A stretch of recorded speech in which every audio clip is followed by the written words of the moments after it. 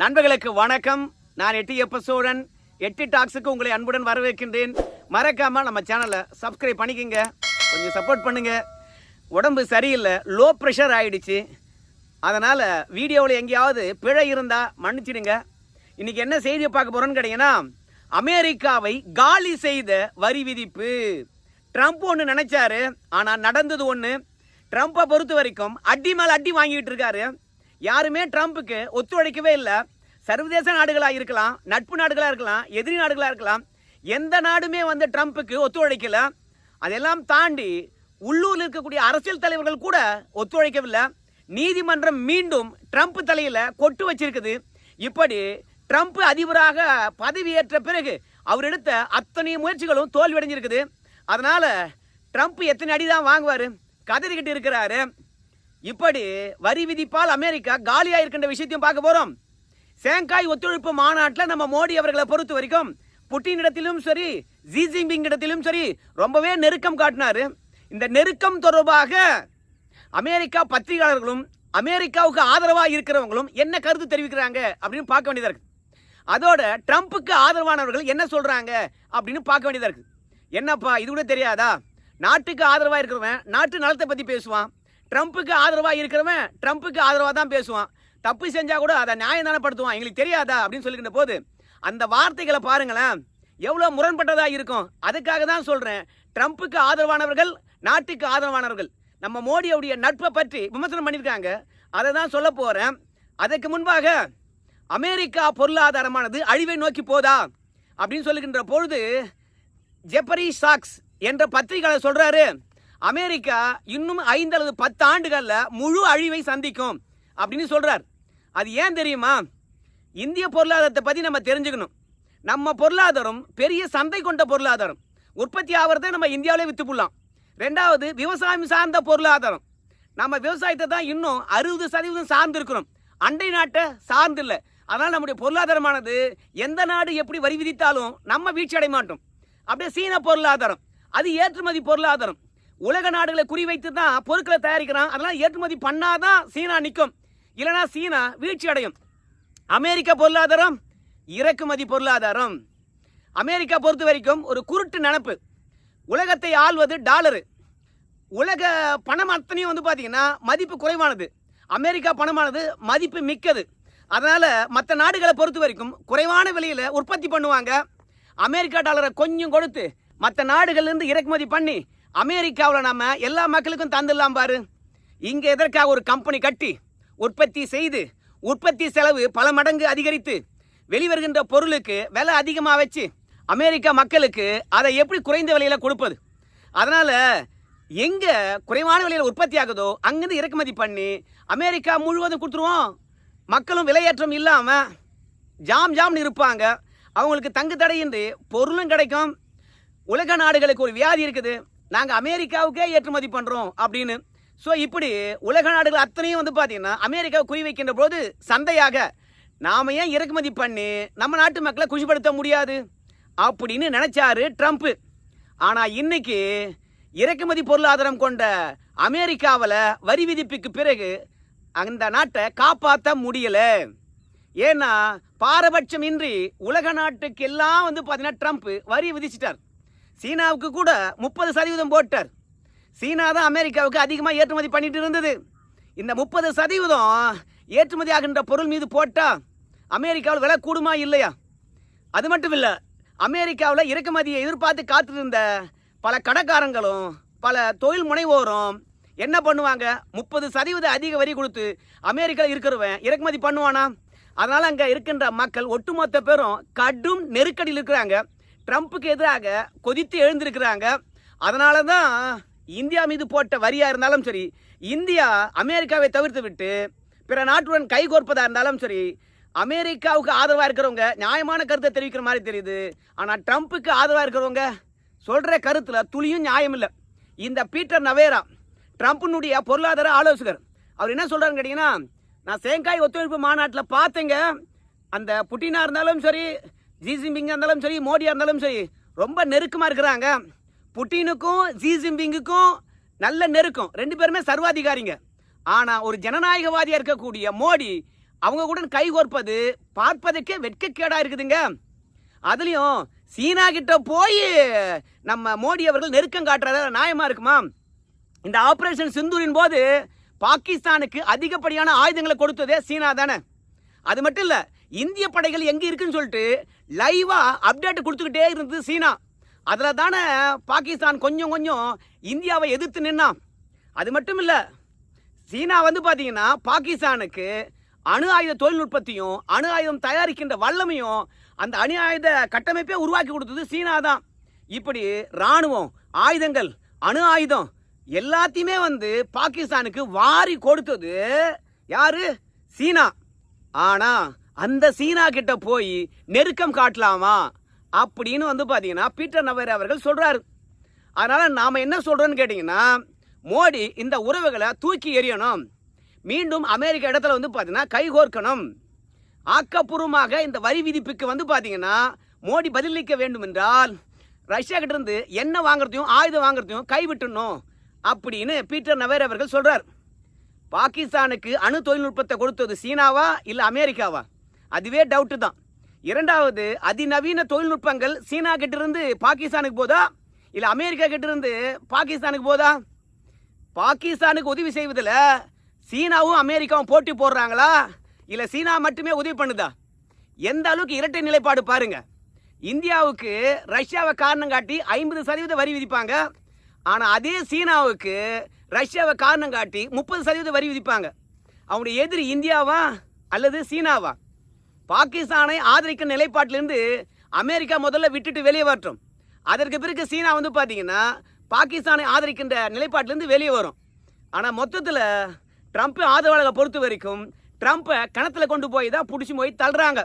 அது மட்டும் கிடையாது, ஜெர்மனுடைய சான்சலர் ஃப்ரெடரிக் மெர்ஸ் அவர்கள் வந்து என்ன சொல்லியிருக்காங்க தெரியுமா?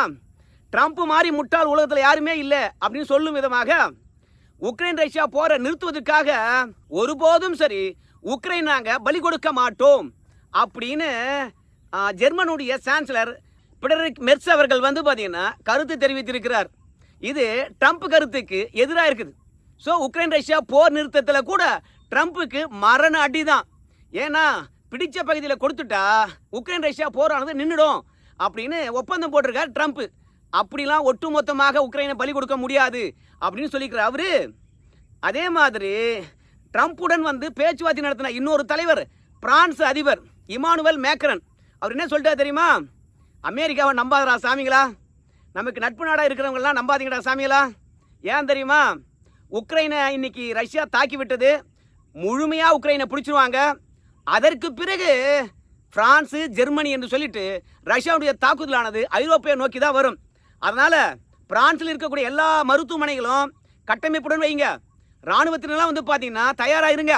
அது மட்டும் இல்லை, வீட்டில் ராணுவ வீரர்கள் யாராவது இருந்தாங்கன்னா அவங்களும் வேலைக்கு வந்துருங்க அப்படின்னு சொல்லிவிட்டு பிரான்ஸ் அதிபர் வந்து ரஷ்யா தாக்க போகுது, உக்ரைனை மொத்தமாக பிடிச்சிட்டாங்க, உக்ரமாக தாக்குதல் தொடுக்கிறாங்க அப்படின்னு சொல்லிவிட்டு உக்ரைன் ரஷ்யா போரானது எப்படியாவது நிறுத்திடுவேன் அப்படின்னு ட்ரம்ப் களமிறங்குகின்ற பொழுது உக்ரைனை பலி கொடுக்க பார்க்குறாரு. நம்ம உக்ரைன் போரை நிறுத்த மாட்டோம், இப்படி உக்ரைன் போருக்கு நம்ம எதிராக இருப்பதனால ரஷ்யா ஜெர்மன் பிரான்ஸ் என்று தாக்குதல் தொடுக்கும், ஜாக்கிரதையா இருங்க அப்படின்னு சொல்லியிருக்கார். இதை பற்றி ரஷ்ய அதிபர் என்ன சொல்றான்னு கேட்டீங்கன்னா, உங்களுக்குலாம் அறிவே இல்லையா? உக்ரைன் ரஷ்யா போரானது எதுக்கு நடக்குது? இல்ல உக்ரைன் வந்து பிரிந்து செல்கின்ற போது ரஷ்யாவுடன் போடப்பட்ட ஒப்பந்தம் என்ன? நீங்க நேட்டோவில் இணையக்கூடாது, ரஷ்யாவுக்கு ஆதரவாக இருக்கணும், இதுதானே. அதை தாண்டி போகின்ற போது தானே உக்ரைன் நாங்கள் கேள்வி கேட்குறோம். அதனால தானே சண்டை வந்தது. எப்படிரா போயிட்டு ஐரோப்பிய நாடுகள் மீது நான் தாக்குதல் தொடுப்பேன்? நான் என்ன முட்டாளா? உக்ரைன் ரஷ்யா இடையில அமைதி வருவதை ஐரோப்பிய நாடுகள் வந்து பார்த்தீங்கன்னா வேறு விதமாக திசை திருப்பி சண்டை மூடிக்கிட்டே இருக்கிறாங்க. போர் நிறுத்தத்துக்கு ஐரோப்பிய நாடுகள் முட்டுக்கட்டையாக இருக்குது அப்படின்னு சொல்கிறாங்க. மொத்தத்தில் ட்ரம்ப்பை பொறுத்த வரைக்கும் உக்ரைன் ரஷ்யா போரை நிறுத்துவதற்கான முன்முயற்சியை சுத்தமாக விட்டுட்டார். ஐரோப்பிய நாடுகளை பொறுத்த வரைக்கும் கற்பனைக்கு எட்டாத விஷயங்கள்லாம் பேசியிருக்கிறாங்க அப்படின்னு ரஷ்ய அதிபர் சொல்கிறார். மொத்தத்தில் இதுவும் தோல்வி, இந்தியா மீது வரி விதித்ததும் தோல்வி. ஏன்னா மேல்முறையீட்டு நீதிமன்றமானது அதிரடியாக ஒரு தடையை விதித்திருக்குது. ட்ரம்ப்பை பொறுத்த வரைக்கும் தன்னுடைய சிறப்பு அதிகாரத்தை பயன்படுத்தி வரி விதித்தது செல்லாது அப்படின்னு சொல்லியிருக்கிற இந்த தருணத்தில் ஜெஃப்ரி மோஸ், இவர் பத்திரிகையாளர் தான், ஜெஃப்ரி சாக்ஸ். அது மட்டும் கிடையாது, அமெரிக்கா தொடர்பான கருத்தை ரொம்ப வலிமையாக வைக்கக்கூடிய ஒரு இவர். அதாவது அமெரிக்காவில் நடக்கின்ற விஷயம் நல்லதானா நல்லது, கெட்டதானா கெட்டது அப்படின்னு சொல்லிட்டு துணிச்சலாக கருத்து வைக்கக்கூடியவர். அவர் என்ன சொல்றாருன்னு கேட்டீங்கன்னா, ட்ரம்ப் இப்போ எல்லா நாடுகள் மீதும் வரி விதிச்சிருக்கா தெரியுமா? அது அரசியலமைப்பு சட்டம் 1848 பிரிவின் படி சட்டவிரோதமானது. இது எல்லா நீதிமன்றத்துக்குமே தெரியும்.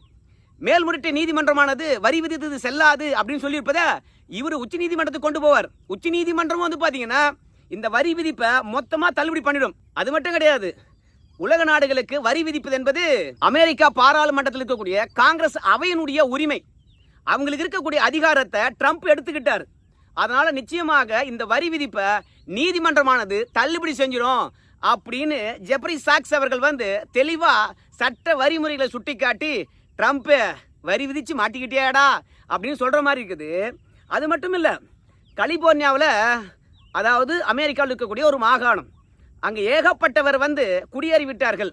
அவங்க வெளியேற்ற போறேன், ஆனால் அவங்க வெளியேற மறுக்கிறார்கள். இப்படி வெளியேற மறுக்கிறவங்க போராட்டம் நடத்துறவங்க எல்லாம் ஒடுக்குவதற்காக நான் ராணுவத்தை அந்த இடத்துல அனுப்ப போறேன் அப்படின்னு ட்ரம்ப் சொல்லி அந்த இடத்துல ராணுவத்தையும் அனுப்பினார்.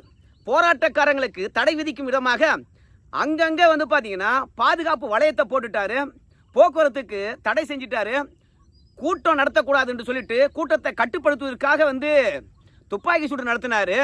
இப்படி ஒரு மாகாணத்தினுடைய அதிகாரத்தை தாண்டி கலிபோர்னியாவில் வந்து பார்த்தீங்கன்னா ராணுவத்தை இறக்குனது இன்னைக்கு நீதிமன்றமானது சட்டவிரோதம். ட்ரம்பை பொறுத்த வரைக்கும் உள்நாட்டில் ராணுவத்தை பயன்படுத்தக்கூடாது என்று சட்டம் இருக்கின்ற போது ராணுவத்தை பயன்படுத்துறது சட்டவிரோதம் அப்படின்னு சொல்லியிருக்கின்றார். இரண்டாவது, ஒரு மாகாணம் குடியேற்றத்துக்கு எதிராக செயல்படுகின்ற பொழுது மத்திய அரசாங்கத்திட்ட கேட்டுக்கிட்டா தான் அந்த இடத்துல ராணுவத்தை கொண்டு வரணும். ஆனால் நீங்க கேட்காமே எப்படி ராணுவத்தை கொண்டு வந்தீங்க? அது மட்டும் கிடையாது, மாகாணங்களுக்கு இருக்கின்ற உரிமையே உள்ளூர் காவல்துறையினுடைய அதிகாரம் தான். ஆனா ட்ரம்ப்பினுடைய பொருளாதார ஆலோசகர் வந்து பீட்டர் எக்ஸெக்ட் அவரு தேசிய அளவில் வந்து பார்த்தீங்கன்னா அதாவது அமெரிக்கா அளவில் ஒரு போலீஸ் துறையை உருவாக்க போறாங்களாம். இவங்க எல்லா மாகாணத்திலையும் இருப்பாங்களாம். அவங்க வைக்கிறது தான் சட்டம். அதற்கு பிறகுதான் மாகாண காவல்துறையை செயல்பட முடியுமா. மொத்தத்தில் தேசிய போலீஸை உருவாக்குறாங்களாம். இது நீதிமன்றமானது தலையில குட்டு வச்சிருக்குது. இப்படியெல்லாம் மாகாண உரிமையை பறிக்க முடியாது. குறிப்பாக சொல்ல போனோம்னா நம்ம வார்த்தையில் அமெரிக்கா ஒரு நாடு கிடையாது, அது 50 நாடுகளின் தொகுப்பு. அதனால நீ வந்து 50 நாடுகளை வழிநடத்தி கொடுவதற்காக ஒரு தலைவனாக உன்னை இந்த 50 நாடுகள் தேர்ந்தெடுத்துருக்கு. அதனால மற்ற நாட்டு இடத்துல வந்து நீ தலையிட்டு இதை செய்யணும் அதை செய்யணும்னு சொல்லிவிட்டு கண்ட்ரோல்லாம் பண்ண முடியாது. உனக்கு ஏற்ற ஒரு போலீஸும் உருவாக்க முடியாது. இது சட்டவிரோதம் அப்படின்னு சொல்லிட்டு அமெரிக்கா நீதிமன்றமானது தலையில கொட்டி இருக்குது. பீட்டர் எக்ஸெக்ட் இவர் தான் ரஷ்யாவுக்கும் போய் சமரசம் பேசுறவர், சீனாவுக்கும் சமரசம் பேசுறவர், நமக்கும் சமரசம் பேசுறவர். ட்ரம்ப் சார்பில் அவரையும் வச்சு வலாசி இருக்குது. கலிபோர்னியாவுடைய ஆளுநர் இருக்கக்கூடிய கெவின் நியூஸ் போயிட்டு நீதிமன்றத்தில் வழக்கு தொடுத்தார். ஸோ வரிக்கு எதிராகவும் ட்ரம்ப் தலையில் கொட்டு விழுந்தது. இன்னைக்கு குடியேற்றிகளை வெளியேற்றுகின்ற விஷயத்திலும் நீதிமன்றமானது கொட்டு வச்சிருக்குது. நான் மேல்முறையீட்டுக்கு போகிறேன், இங்கே இருக்கின்ற நீதிமன்றம் இப்படி தான் பேசும் அப்படின்னு இதற்கு எதிராகவும் ஒரு மாநிலத்தில் இராணுவத்தை குவித்தது தவறு. ட்ரம்ப் பொறுத்த வரைக்கும் மாநிலத்தில் ஒரு சட்டத்தை அமுல்படுத்துவதற்கு இராணுவத்தை பயன்படுத்துவதும் தவறு என்று சொன்னதுக்கு எதிராக மேல்முறையீட்டுக்கு போக போறாராம்.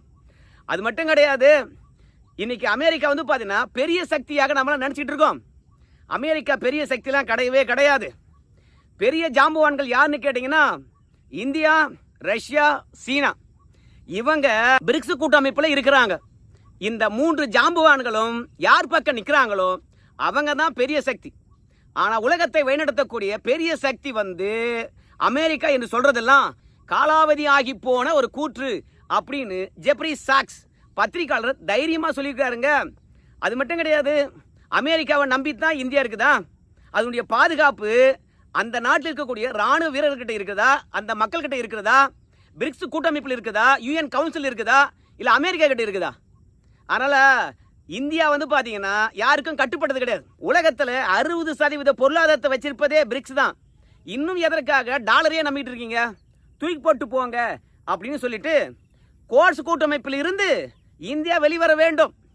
அப்படி வெளியே வந்து சீனாவுக்கு ஒரு அழுத்தத்தை இந்தியா தரணும். யூஎன் கவுன்சிலில் இந்தியா நிரந்தர உறுப்பினர் ஆவதற்கு எனக்கு ஆதரவு தரணும். ஏன்னா இந்தியா நிரந்தர உறுப்பினர் ஆவதற்கு சீனா மட்டும்தான் எதிர்ப்பு தெரிவிச்சுக்கிட்டே இருக்குது. அதனால நான் அமெரிக்கா, ஆஸ்திரேலியா, இந்தியா, அப்புறம் ஜப்பான், இந்த 4 நாடுகள் சேர்ந்தது கோர்ஸ் கூட்டமைப்பு. இந்த குவாட்ஸ் கூட்டமைப்பில் இருந்து இந்தியா வெளியேறி தவார் சீனாவுடன் நட்பு பாராட்ட போகிறேன், அமெரிக்கா கிட்ட இணைந்திருந்த அந்த கூட்டமைப்பிலேருந்து வெளியே வந்துட்டேன், ஐநா மண்டலத்தில் எனக்கு நிரந்தர உறுப்பினர் ஆக்கி கொடுப்பியா கொடுக்க மாட்டியா அப்படின்னு சீனா கிட்ட அழுத்தம் கொடுக்கணும். சீனா வழிக்கு வந்தால் ஐநாவில் நிரந்தர உறுப்பினர் ஆனால் ஒருபோதும் சரி அமெரிக்கா இனிமே இந்தியாவை வழிநடத்துது, உலக வழிநடத்துது, அதெல்லாம் நடக்காது. இந்தியா தான் வந்து பார்த்தீங்கன்னா உலகையே வழிநடத்தும் அப்படின்னு ஜெஃபரி சாக்ஸ் அவர்கள் வந்து சொல்றார்.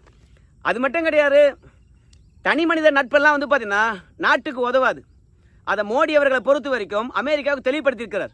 ஆனால் ட்ரம்ப் எப்போ போனாலும் சரி மோடி சிறந்த மனிதர், இந்தியா சிறந்த ஜனநாயக நாடு, எனக்கு மோடி சிறந்த நட்புடன் இருப்பதனால நான் சொல்றதெல்லாம் கேட்பார்னு நினைக்கிறாரு. ஆனால் மோடியை பொறுத்த வரைக்கும் நாட்டை தாண்டி எதுவும் இல்லை என்பதுக்காக எவ்வளவு அழுத்தம் வந்தாலும் சரி சில செக்டார்களை நான் வந்து அமெரிக்காவுக்கு தாரை வாக்க மாட்டேன்னு சொல்றாரு. அதனால மோடியை பொறுத்த வரைக்கும் நாட்டை தாண்டி தனி மனித நட்பு என்பது தேவையற்றது. அது மட்டும் கிடையாது, சீனா வந்து பார்த்தீங்கன்னா அமெரிக்கா சிம்ம சொப்பனமாக இருக்கின்ற போது அந்த சீனாவுக்கு எதிராக அமெரிக்கா நடவடிக்கை எடுக்காத போது அமெரிக்கா நட்பானது இந்தியாவுக்கு தேவையா அப்படின்னு இந்தியர்கள் வந்து பார்த்தீங்கன்னா உணர வேண்டும். அது மட்டும் கிடையாது, அமெரிக்கா வந்து பார்த்தீங்கன்னா இந்தியாவுக்கு நட்பு நாடா அப்படின்னு கேட்டிங்கன்னா ஆமாம், இந்தியாவுக்கு பல நாடுகள் நட்பாக இருக்குது, அதில் ஒரு நாடு அமெரிக்கா, அவ்வளவுதான். அமெரிக்கா மட்டுமா இந்தியாவுக்கு நட்பு நாடு? மொத்தத்தில் ட்ரம்ப்புக்கு ஆதரவாக இருக்கிறவங்க இந்திய பெருங்கடலில் சீனா அத்துமீறி நுழைகிறது, கப்பலை விட்டு உழவு பார்க்கறது, அவங்ககிட்ட பொருட்களை இறக்குமதி பண்ணிட்டு இருக்கீங்க. ஆனால் அமெரிக்கா என்றென்றும் உங்களுக்கு நட்புடன் இருக்கிறது, ஜனநாயகவாதியாக இருக்குது. ஆனால் எங்களுக்கு எதிராக நிற்கிறீங்க. அதனால் இந்தியாவை பொறுத்த வரைக்கும் சீனாவுக்கு எதிராக கிளர்ந்து எழுந்து அமெரிக்காவுடன் கைகோர்க்க வேண்டும் என்று பீட்டர் நவேர் அவர்கள் சொல்கிறாரு. ஆனால் ஜெஃப்ரி சாக்ஸை பொறுத்த வரைக்கும் அமெரிக்காலாம் ஒன்றும் இல்லைடா, அழிஞ்சு போனதுடா, அதை கண்டு நீங்கள் பயப்படாதடா, உங்களுடைய பாதுகாப்பு உங்கள் நாட்டில் இருக்கக்கூடிய இராணுவ வீரர்கள், மக்கள், UN கவுன்சில், பிரிக்ஸ் கூட்டமைப்பு, இதில் இருக்கடா பாதுகாப்பு. அமெரிக்கா நம்பியா இருக்குது பாதுகாப்பு. அதனால் ரஷ்யாவிடம் ஆயுதம் வாங்குறீங்க, ரஷ்யாவிடம் எண்ணெய் வாங்குறீங்க. இத்தனை ஆண்டு காலம் அனுபவித்த அமெரிக்கா இன்னைக்கு ஏன் தடைப்படுது சொல்லுங்க பார்க்கலாம். தான் வீழ்ச்சி அடைவதை அமெரிக்கா உணர்ந்து விட்டது. இந்தியா வளர்கிறது, அதை தட்ட வேண்டும். அது மட்டும்தானே தவிர வேறு ஒன்றுமே இல்லை. இந்தியர்கள் அறிவாளிகள், அதனால் அமெரிக்கா இந்தியாவை வெல்லவே முடியாது அப்படின்னு சொல்லியிருக்கிறாரு. ஸோ ட்ரம்ப் தான் தோல்வியடைந்ததை உணர்ந்து விட்டதுனால தான் தானும் கதறாரு, தன் ஆதரவாளியும் கதற விட்டுருக்கிறாருங்க.